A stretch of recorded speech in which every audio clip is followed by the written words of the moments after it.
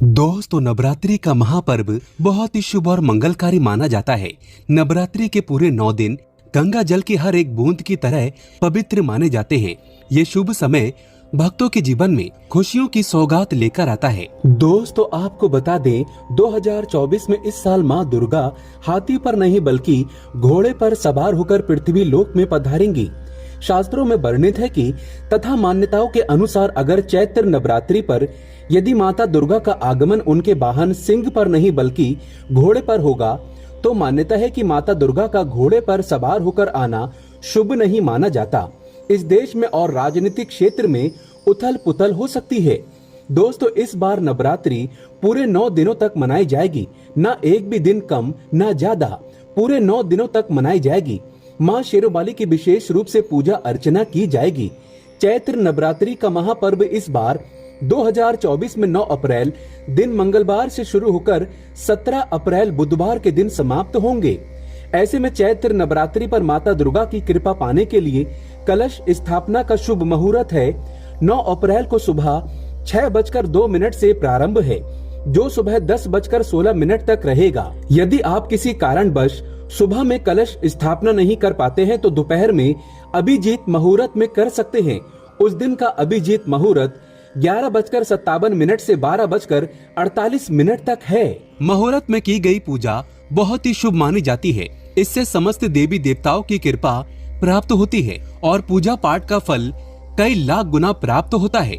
ऐसे में जो व्यक्ति नवरात्र आने से पहले घर से ये चीजें हटा देता है तो उसके घर में माँ वैष्णो का होगा आगमन, माता लक्ष्मी का होगा वास। माँ शेरोवाली आपकी झोली खुशियों से भर देंगी। इसीलिए नवरात्र आने से पहले घर से ये चीजें फौरन हटा दें। दोस्तों, आज हम कुछ ऐसे ही गलतियों के बारे में जानेंगे जो अगर आपके घर में भी होती है तो माता लक्ष्मी कभी नहीं करती ऐसे घर में प्रवेश। फिर चाहे आप कितनी ही पूजा पाठ कर लो, माता लक्ष्मी ऐसे घर में कभी नहीं आती। ऐसे घर से देवी देवता भी हमेशा रहते हैं नाराज। दोस्तों, पूरी जानकारी को देखने के लिए इस वीडियो को अंत तक जरूर देखें। सच्ची श्रद्धा से कमेंट बॉक्स में लिखें हर हर महादेव, ओम नमः शिवाय। महादेव के लिए एक लाइक तो बनता है। दोस्तों, सबसे पहले नवरात्रि के पहले ही मंदिर की अच्छी तरह से साफ सफाई कर लें। मंदिर के अंदर अगर पुरानी मालाएं हैं, टूटी फूटी मूर्तियां हैं, उसके साथ ही खाली माचिस के डिब्बे रखे हुए हैं तो उन्हें बाहर फेंक दें तथा टूटी मूर्ति को किसी नदी में प्रवाहित कर दें। घर में छोटे बच्चों को नवरात्रि का व्रत नहीं रखना चाहिए। इससे उनकी जान को खतरा हो सकता है, क्योंकि इस व्रत में शरीर को अधिक शक्ति की जरूरत होती है। माता शेरोवाली की तस्वीर अगर कांच के फ्रेम की है और वो कांच हल्की सी भी अगर टूटी हुई हो तो ऐसी कांच को बदलवा लें या ऐसी तस्वीर को जल में विसर्जित कर दें। टूटी मूर्ति की पूजा करने से, टूटी तस्वीर की पूजा करने से आपकी श्रद्धा, भक्ति, व्रत आदि सब टूट जाता है। आपका व्रत खंडित हो जाता है। दोस्तों, नवरात्रि के 9 दिन बहुत ही पवित्र होते हैं। नवरात्रि के इन 9 दिनों में आचार विचार और घर को साफ सुथरा और पवित्र रखना अति आवश्यक है। इसीलिए नवरात्रि के 9 दिनों में ब्रह्मचर्य का पालन किया जाता है और तामसिक भोजन ग्रहण नहीं किया जाता। नवरात्रि के 9 दिनों में माता रानी के भक्तों को प्याज, लहसुन, मांस, मदिरा और अंडे से दूर रहना चाहिए। अधिकतर भक्त इन नियमों का पालन भी करते हैं, लेकिन वो एक गलती कर बैठते हैं। वो नवरात्रि के 9 दिनों में अपने घर इन अपवित्र चीजों को रख लेते हैं। ऐसा भूल कर भी नहीं करना चाहिए। भागवत पुराण के अनुसार नवरात्रि के 9 दिनों तक माता रानी अपने भक्तों के घर में वास करती है। अगर आप भी चाहते हैं कि माता रानी आपके घर में वास करे तो आप अपने घर के वातावरण को पवित्र रखें और नवरात्रि शुरू होने से पहले ही अपने घर से प्याज, लहसुन, मीट, अंडा और मदिरा को बाहर निकाल दें। अपने घर को साफ रखें। इन वस्तुओं को घर से बाहर निकालने के बाद अपने घर में गंगा जल का छिड़काव अवश्य करें। भगवद गीता में भगवान कृष्ण कहते हैं, बगैर गंगा जल छिड़काव कोई भी मंगल कार्य सफल नहीं माना जाता। गंगा जल का छिड़काव स्वयं भगवद गीता में श्री कृष्ण ने बताया था। अगर आपके घर में गंगा जल न हो तो मार्केट से गौमूत्र ला सकते हैं और गौमूत्र लाकर आप गौमूत्र का अपने घर में छिड़काव करें। बस थोड़ा सा पानी में डाल लें। इससे आपके घर का वातावरण पवित्र हो जाएगा। घर में मौजूद नकारात्मक ऊर्जा भी नष्ट हो जाएगी और जिस घर में वातावरण पवित्र होता है और नकारात्मक ऊर्जा नहीं होती, वहाँ माता रानी का वास सदैव होता है। नवरात्रि के पहले आप अपने पूरे घर की अच्छी तरह से साफ सफाई कर लें। घर में जो भी फालतू सामान है, फटे पुराने कपड़े, उन्हें बाहर निकाल दें। घर में बेकार पड़ा सामान नकारात्मक ऊर्जा लाता है, इसीलिए गंदगी बिल्कुल भी ना करें। धूप दीप जलाकर वातावरण को स्वच्छ रखें। दोस्तों, माता के आगमन के लिए घर का दरवाजा जरूर सजाना चाहिए। इससे माता आकर्षित होती है और घर के द्वार में प्रवेश करती है। माँ के आगमन के लिए द्वार को फूलों से सजाना चाहिए। दोस्तों, कई लोग ऐसे हैं जो माता रानी की चौकी कागज बिछाकर बनाते हैं, जो कि बिल्कुल गलत माना गया है। माता की चौकी के लिए आप नीचे लाल कपड़ा ही बिछाएं। काला कपड़ा और सफेद कपड़ा भूल कर भी नहीं बिछाना चाहिए। ध्यान रखें, कपड़ा फटा भी नहीं होना चाहिए। दोस्तों, अगर आपके घर में देवी देवताओं की खंडित मूर्तियाँ या फटा हुआ चित्र अगर हो तो उसे किसी पवित्र नदी में विसर्जित कर दें, क्योंकि ऐसी मूर्तियाँ और चित्र दुर्भाग्य लाती हैं। देवी देवताओं की खंडित मूर्ति की पूजन न करें और न ही उन्हें घर में रखें, क्योंकि उन्हें घर में रखना बुरा माना जाता है। दोस्तों, वहीं अधिकतर लोग अपनी छत पर या अपने घर के मुख्य दरवाजे के आसपास कबाड़ इकट्ठा कर देते हैं। ऐसा करना अशुभ माना जाता है। अगर आपने भी अपने घर में घर के मुख्य दरवाजे पर या छत पर या फिर खासकर घर के उत्तर दिशा में कबाड़ इकट्ठा कर दिया है, तो नवरात्रि शुरू होने से पहले उस कबाड़ को घर से अवश्य ही निकाल दें। दोस्तों, यदि आपके घर कोई भी बंद घड़ी है तो नवरात्रि शुरू होने से पहले उसे अपने घर से हटा दें और नई घड़ी ले आएं या उसकी मरम्मत करवा लें। घड़ी को प्रगति का प्रतीक माना जाता है। बंद घड़ी समय से पीछे चलने वाली हमारी प्रगति में बाधा डालती है। इसीलिए नवरात्रि शुरू होने से पहले ही आप बंद घड़ी को घर से बाहर निकाल दें। दोस्तों, अगर आपके घर के मंदिर में किसी भी तरह का कोई फालतू सामान रखा है, जैसे कि सड़े गले फूल, अगरबत्ती, धूप बत्ती के डिब्बे या माचिस आदि के डिब्बे या कोई भी खाली पैकेट मंदिर में न रखें, या फिर कोई फटी पुरानी धार्मिक पुस्तक या भगवान के कोई भी पुराने कपड़े जो फट गए हैं या मुकुट माला जो खराब हो गई है, तो उन्हें आप जितना जल्दी हो सके अपने मंदिर से हटा दें। नवरात्रि से पहले आप अपने मंदिर की और मंदिर के आसपास की साफ सफाई अवश्य ही करें, तभी माता रानी की चौकी स्थापित करें। इसके साथ ही आप अपने धन रखने के स्थान की सफाई भी अवश्य करें, क्योंकि नवरात्रि के दौरान माता लक्ष्मी भी गृह प्रवेश करती है। धन रखने के स्थान पर किसी भी तरह का कोई भी फालतू सामान, टूटा हुआ सामान न रखें। धन रखने के स्थान को मंदिर की तरह ही साफ रखें। नवरात्रि के दौरान माता रानी की पूजा में कौड़ियों को शामिल करें। माता रानी के साथ साथ रोजाना कौड़ी का भी पूजन करें। इसके बाद आप कौड़ी को धन रखने के स्थान पर रख दें। ऐसा करने से बरकत हमेशा होती है। अगर आपके पास पुराने जूते चप्पल इकट्ठे हो गए हैं तो नवरात्रि से पहले उन्हें घर से बाहर निकाल दें। पुराने जूते चप्पल की अशुभता के कारण ही घर में नकारात्मक ऊर्जा आती है और घर में अशांति और कलह का माहौल रहता है। नवरात्रि आने से पहले घर से जाला निकालना ना भूलें। अगर जिस घर में जाला होता है उस घर में माता रानी कभी वास नहीं करती। साथ ही साथ टूटे फूटे बर्तन अगर घर में पड़े हैं या टूटा हुआ आईना भी अगर घर में हो तो उसे भी निकाल दें। घर में टूटे फूटे ईंट पत्थर भी नहीं रखना चाहिए, इससे माता लक्ष्मी नाराज हो जाती है। अब हम जानते हैं नवरात्रों के दौरान क्या नहीं खाना चाहिए और क्या नहीं पीना चाहिए और कौन सा फल खाने से व्रत संपूर्ण और सफल हो जाता है। दोस्तों, हमारे चैनल को सब्सक्राइब जरूर करें और इस बेल आइकन को दबाना ना भूलें। तो आइए शुरू करते हैं। दोस्तों, नवरात्रि के दिन सेब जरूर खाना चाहिए। शास्त्रों में बताया जाता है कि भगवान के भोग में सेब आदि जरूर अर्पित किया जाता है। अगर आपका व्रत है तो आपको सेब जरूर खाना चाहिए। केला, पपीता, तरबूज और मीठे अंगूर जरूर खाना चाहिए। इन फलों से व्रतधारी को शक्ति मिलती है और व्रत संपूर्ण हो जाता है। शास्त्रों में बताया जाता है कि नवरात्रों के दिनों में सीताफल जरूर खाना चाहिए। सीताफल खाने से 10 ऐसी बीमारियां हैं जो खत्म हो जाती हैं। माना जाता है कि नवरात्रों के दिनों में सीताफल का घर में प्रवेश होना बड़ा ही शुभ माना गया है। सीताफल खाने से नवरात्रि का व्रत सफल हो जाता है, क्योंकि इसमें माता सीता का आशीर्वाद मिला हुआ होता है। नवरात्रि के दौरान इसे जो भी खाता है उसे दुखों का सामना नहीं करना पड़ता। सीताफल आपको जरूर खाना चाहिए। दोस्तों, नवरात्रों में व्रतधारी को डब्बा बंद लस्सी, डब्बा बंद जूस नहीं पीना चाहिए। उसमें कई केमिकल मिले होते हैं जिसके कारण आपका व्रत टूट सकता है। जब भी आप फलों का जूस पिएं तो याद रखें उसमें नमक ना डालें, नहीं तो व्रत टूट जाएगा। साथ ही साथ जूस में बर्फ भी नहीं डालना चाहिए। फलों का सादा जूस पीने से व्रत सफल होता है। दोस्तों, नवरात्रि के दौरान सिंगाड़े का आटा या कुट्टू का आटा खाने से पहले ये देख लें कि आटा पुराना नहीं होना चाहिए, क्योंकि पुराने आटे में कीड़े वगैरह पड़ जाते हैं, जिसके कारण आपका व्रत टूट सकता है, क्योंकि ये छोटे छोटे कीड़े हमें दिखाई नहीं देते और आपके मुंह तक पहुंच जाते हैं। ऐसा आटा खाना मतलब कीड़े मकोड़ों का मांस खाने के बराबर माना गया है। दोस्तों, नवरात्रि के दौरान आप शाम के समय खाने में दही ले सकते हैं, आलू वगैरह खा सकते हैं, साबूदाने की टिक्कियां बनाकर खा सकते हैं, साबूदाने के और आलू के पापड़ भी खा सकते हैं। कई सब्जियां तो ऐसी हैं जो नवरात्रि के दौरान भोजन में शामिल कर सकते हैं। इससे आपको एनर्जी मिलेगी और व्रत सफल हो जाएगा। नवरात्रि के दौरान आप दूध पी सकते हैं, जो आपको ताकत देगा। चाय वगैरह भी पी सकते हैं, लेकिन याद रहे उसमें नमक ना डालें। एक बात का ध्यान रहे, व्रतधारी को पेट भर खाना यानी गले तक भोजन नहीं करना चाहिए, नहीं तो व्रत रखने का कोई भी फायदा नहीं होगा।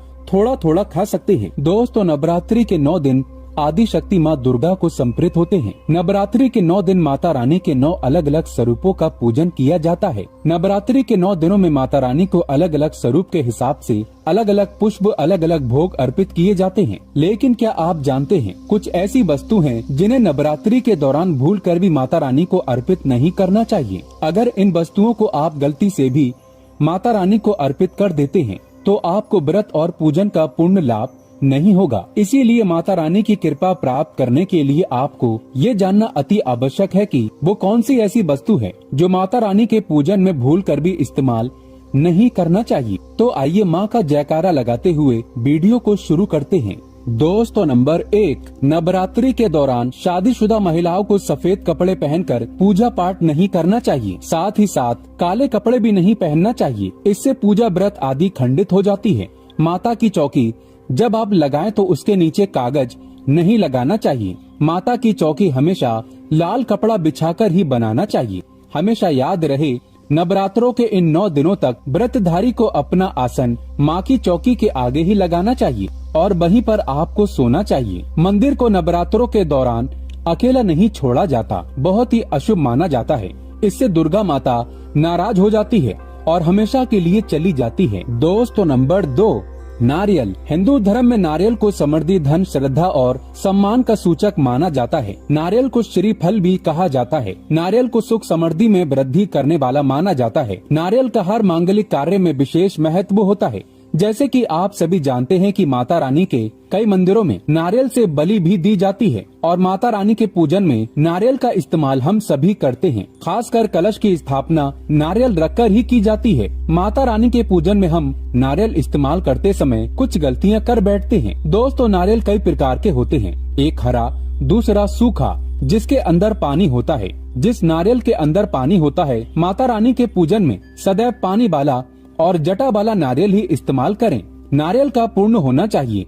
नारियल चटका हुआ या टूटा हुआ नहीं होना चाहिए, क्योंकि साबुत नारियल ही पूर्ण और पवित्रता का प्रतीक होता है। साबुत नारियल ही सुख समृद्धि का प्रतीक होता है। साबुत नारियल को ही श्रीफल यानी कि माँ लक्ष्मी का फल कहा जाता है। नवरात्रि में माता रानी के कलश की स्थापना करते समय जटा वाला यानी पानी वाला नारियल ही कलश पर स्थापित करना चाहिए। साथ ही ये ध्यान रखना चाहिए कि नारियल को सदैव कलश के ऊपर लेटाकर रखना चाहिए। घट स्थापना करते समय कभी भी नारियल को खड़ा करके नहीं रखा जाता। नारियल को सदैव लेटाकर कलश के ऊपर रखा जाता है। साथ ही नारियल को स्थापित करने से पहले आप नारियल को लाल कपड़े में लपेटकर उस पर और फिर लाल चुंदरी उड़ाकर आप नारियल को कलश के ऊपर स्थापित करें। शास्त्रों के अनुसार कलश के ऊपर जब सही तरीके से नारियल रखा जाता है और सही प्रकार का नारियल रखा जाता है, तभी ही व्रत और पूजन का पूर्ण फल प्राप्त होता है। ये भी ध्यान रहे कि महिलाएं माता रानी को नारियल अर्पित तो कर सकती हैं, लेकिन कभी भी माता रानी के सामने नारियल को भूल कर भी ना तोड़ें, क्योंकि नारियल बीज रूप होता है और स्त्रियां बीज रूप से ही शिशु को जन्म देती हैं। इसीलिए कभी भी महिलाओं को नारियल नहीं तोड़ना चाहिए। दोस्तों, नंबर 3, लौंग। लौंग हम सभी माता रानी के पूजन में इस्तेमाल करते हैं, लेकिन लौंग का इस्तेमाल करते समय एक बहुत बड़ी गलती कर बैठते हैं। हमेशा ध्यान रखना चाहिए कि माता रानी को सदैव फूल वाली लौंग ही अर्पित करना चाहिए। जिस लौंग के ऊपर फूल नहीं होता या फिर जिस लौंग के पीछे लकड़ी की डंडी नहीं होती, उसको आप माता रानी के पूजन में भूल कर भी इस्तेमाल न करें। फूल वाले लौंगों को ही पूर्ण माना जाता है और माता रानी के पूजन में कोई भी अपूर्ण वस्तु, कोई भी खराब वस्तु या टूटे हुए अक्षत इस्तेमाल नहीं करना चाहिए। इसीलिए सदैव माता रानी के पूजन में फूल वाली लौंग का ही इस्तेमाल करें। दोस्तों, नंबर 4, तुलसी के पत्ते अर्पित नहीं करने चाहिए। माँ दुर्गा के पूजन में तुलसी पत्र का इस्तेमाल करना वर्जित माना जाता है। तुलसी पत्र के अलावा आंवला भी माता रानी को अर्पित नहीं करना चाहिए और दुर्वा भी माता रानी को अर्पित नहीं करना चाहिए। दुर्वा भगवान श्री गणेश को अति प्रिय है। नवरात्रि में आप भगवान गणेश को दुर्वा अर्पित कर सकते हैं। भगवान विष्णु जी को तुलसी के पत्ते अवश्य अर्पित कर सकते हैं, लेकिन माता रानी को भूल कर भी तुलसी के पत्ते या दुर्वा अर्पित न करें। माता रानी को सफेद फूल भी अर्पित न करें। माता रानी को सदैव लाल रंग के फूल अर्पित करने चाहिए। लाल रंग के फूल माता रानी को अति प्रिय हैं। खासकर माता को गुड़हल और कमल के फूल अति प्रिय हैं। शास्त्रों में बताया जाता है कि घर में माता रानी की 2 या 3 मूर्तियां या फोटो नहीं होने चाहिए। इस बात का भी आप विशेष ध्यान रखें कि माता रानी के पूजन में कोई भी खंडित चीज इस्तेमाल न करें। खंडित चीज जैसे कि चटका हुआ या टूटा हुआ दीपक या फिर चटका हुआ कोई बर्तन। साथ ही ये भी ध्यान रहे कि लोहे के और प्लास्टिक के बर्तन आप माता रानी के पूजन में इस्तेमाल न करें, क्योंकि प्लास्टिक के चाइनीज बर्तन हड्डियों के पाउडर से मिलकर बनते हैं। ऐसा न करें। ऐसे बर्तनों को माता रानी के पूजन से सदैव दूर रखें। माता रानी को जो पुष्प अर्पित कर रहे हैं उन्हें सूंघे नहीं। सूंघे हुए फूल या गिरे हुए फूल या फिर मुरझाए हुए फूल माता को अर्पित न। दोस्तों, नवरात्रि की अष्टमी और नवमी तिथि पर कन्या पूजन का विधान है। 2023 में इस बार महाअष्टमी तिथि 29 मार्च यानी कि बुधवार को है और नवमी तिथि 30 मार्च दिन गुरुवार को है। ऐसे में आप अष्टमी और नवमी को इन दोनों तिथियों में कन्या पूजन अवश्य ही करें। शास्त्रों में 9 दिनों के नवरात्रि को बहुत ही शुभ और मंगलकारी माना जाता है और वहीं 8 दिनों की नवरात्रि को अच्छा नहीं माना जाता। ऐसे में 10 दिनों की नवरात्रि बहुत ही शुभ मानी गई है। शास्त्रों के अनुसार नवरात्रि के दिनों में माता रानी का पूजन करने से, कन्या पूजन करने से माँ अभय वरदान प्रदान करती है। श्रीधर की तरह सच्चे हृदय कोमल वाले व्यक्ति के सभी कष्टों का निवारण माँ शीघ्र ही करती है। माँ की उपासना से विनम्रता का विकास होता है। सभी कष्ट, दरिद्रता, दुख, कष्ट नष्ट हो जाते हैं। नवरात्रि में माता रानी का व्रत और पूजन किया जाता है, लेकिन नवरात्रि के दौरान सबसे ज्यादा महत्व होता है कन्या पूजन का। दोस्तों, माना जाता है व्रत और उपासना से माता रानी इतना प्रसन्न नहीं होती है जितना कि कन्या पूजन से होती है। नवरात्रि में छोटी छोटी कन्याओं को माता रानी का स्वरूप माना जाता है। कन्याओं को भोग लगाया जाता है, उन्हें प्रसन्न किया जाता है और बदले में आशीर्वाद मांगा जाता है। कन्याओं को प्रसन्न करने के लिए गिफ्ट आदि उपहार वगैरह दिए जाते हैं। माना जाता है अगर कन्याओं को कोई भेंट दी जाए और वो उसे खुशी खुशी स्वीकार कर ले तो इसका मतलब है माता रानी अर्थात माता वैष्णो ने वो भेंट स्वीकार कर ली।